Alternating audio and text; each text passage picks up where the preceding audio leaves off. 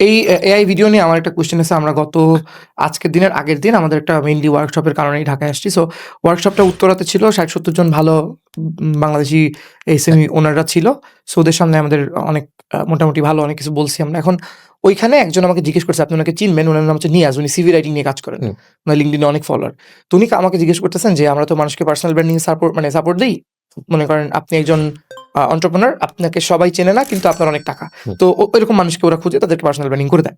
উনি আমাকে জিজ্ঞেস করতেছে, "ধরেন আমি যদি মানুষের এআই অ্যাভাটার দিয়ে অ্যাডগুলো চালাই, এতে কোনো টেকনিক্যাল সমস্যা আছে কিনা ফেসবুকে?" আমি বললাম, "না, টেকনিক্যাল সমস্যা নেই।" তারপর উনি আমাকে একটা স্পেসিফিক কোয়েশ্চেন করেছে, যেটার অ্যান্সার আমি আমার মতো দিয়েছি। আমি আপনার কাছ থেকে শুনতে চাই। ট্রাস্ট বা অথরিটির ক্ষেত্রে কি আপনার কাছে মনে হয় এই যে এটা একটা ইস্যু হবে? যে আপনার অ্যাভাটার যারা বুঝতে পারবে, কারণ এন্টারপ্রেনারকে তো আর এরা দেখবে না। সে দেখবে আরেকজন এন্টারপ্রেনার বা তাকে যারা ফলো করে। সো তখন যদি বৈভব সৃষ্টির মতো কেউ এসে বুঝতে পারে যে এটা এআই অ্যাভাটার বা ভারুন ভাইয়ের মতো, তখন কি ইস্যুস হবে ট্রাস্টের ক্ষেত্রে? What's your opinion? হতে পারে। আমি ইভেন 2026 চ্যালেঞ্জ চালাচ্ছি যেখানে, ওখানেও আমি সবাইকে বলছি যে আপনার পেজের প্রথম 2 মাসে এআই ইমেজেস, বিকজ আমি সবাইরই দেখতেছিলাম সবাই সেম জিনিস করতেছে যে আমি অমুক জিনিস বেচি, এটার একটা ছবি বানাও, এটা টেবিলের মধ্যে থাকবে হ্যান-ত্যান, এটা হলো জেমিনাই যাবে, তারপর ডাউনলোড, ফেসবুক পেজে আপলোড।